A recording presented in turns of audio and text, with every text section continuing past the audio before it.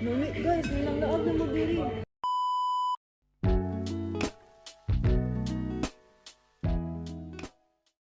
So this is unexpected food trip with my best friend Rosemary, shout out. So nag-iligan na may ani nga time nga wala sa plano nako, iya nakaplano ako wala. So uban ni ninyo sa among paglakaw-lakaw. Tara.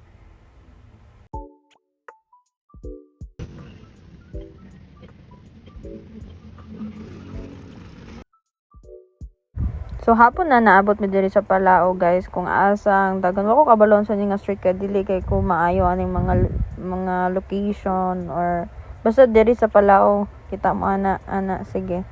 So first na magyatuan kay kaning Dilecta. Si Madam libre. Sulat lang mo.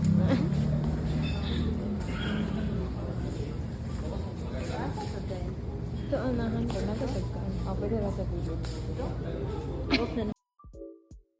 So here, well, nag-check namin silang menu there sa Dilecta. Medyo goods naman, makaya ra, pero duha lang manggod mi. So, pang pamilya manggod kato dito. So, that's why naka-decide mi na mukaon na lang there sa the curbside, which is sulit sa duha, or kung kamo lang duha kay sa Dilecta manggod mas better if daghan mo, since kami ramang duha, so naka-decide diri na lang mi mukaon. So tara, sudlon nato.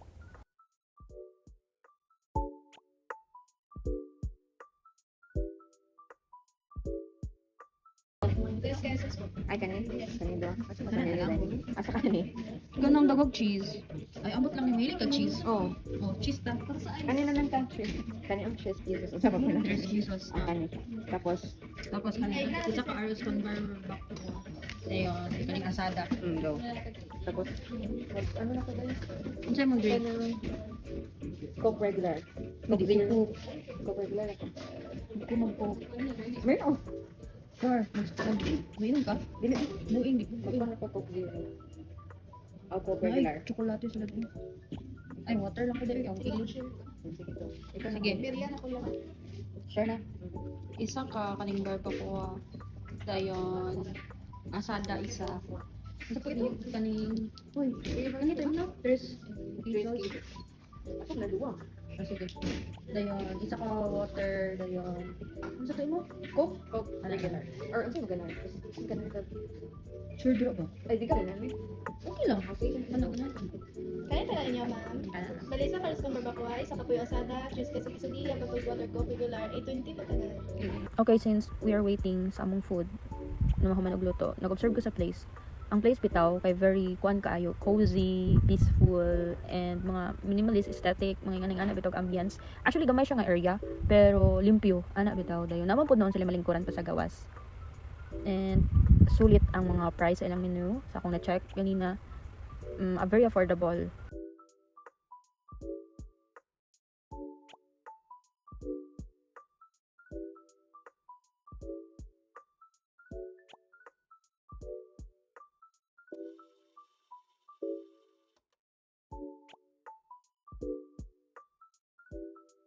So nag-voice over na lang ko kay naag yung music diri sa among gikanan. So basig ma-copyright ta pag i-upload na ako sa akong YT.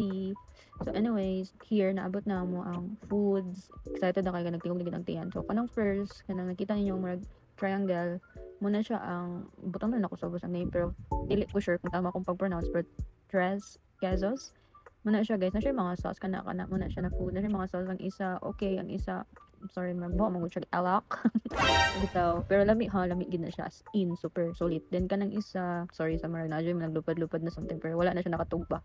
Kanang isa mo na ang asada pero na nag-una na ang arroz chuchu asada. Tapos ang isa kay arroz chuchu barbacoa. Dili gid chuchu ang tunga na ha. Nakita lang niyo sa screen mo na guys ang tinuod na name sa ilang pagkaon. Guys, ang baon ng guys. Ano na yung ganda? Gani guys. Arroz chuchu asada. Kana iya kay. Ay. Bara ko. Muna iya oh. So guys, gi-fast forward na nato slide dire nga atong video no kay naadyo music imbis nag-review mi sa food.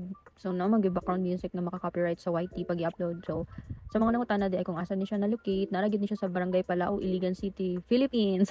Bitaw mag Google Map lang mo guys, dali ra ka siya tultulan kay maagian naragid siya sa kalsada no, dali ra siya i-locate. Basta kay sa mga wala pa nakaadto, ang pangalan sa mga kanan kay The Curbside mo nang adtuan ninyo kanan very affordable og ika-recommend jud kay nako siya diri. So itong i-review kung lami pa. Oo, lami jud kayo ng pagkaon diri. As in, worth it ug sulit kaayo sa presyo guys. Nag-expect ko nga gamay lang bitaw ang nasa plate pero paghatag sa food as in bongga daghan kay sulod as in mabusog jud mo og kanang ang ilang meat. I don't know kaning akong gi-order kay asada man ni.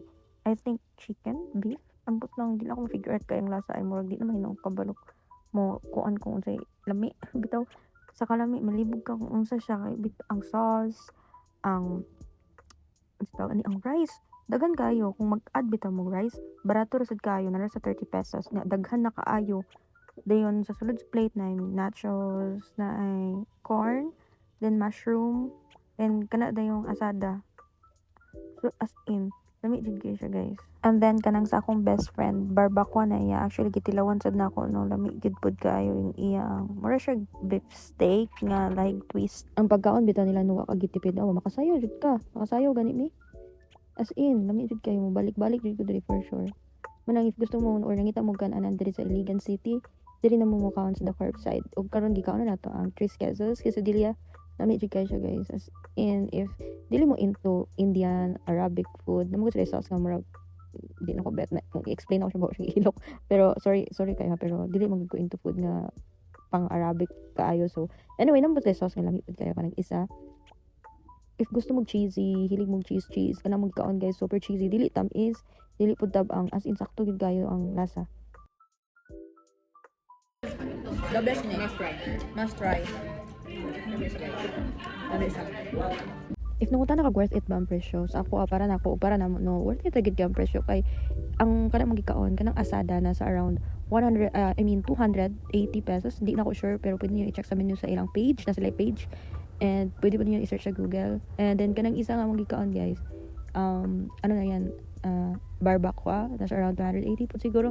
Basta wala namin naabot sa 1,000 ang mga kaon ani. And then kanang Tres Quezos nasa around 100 plus. I think 185 pesos. So sulit naman. Sulit yun siya guys. Lami.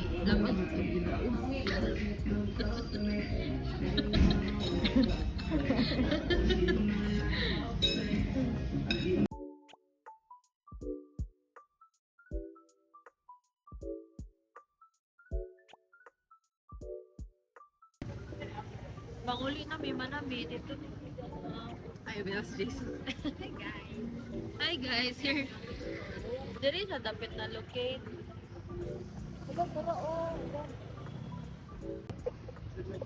Wala namin.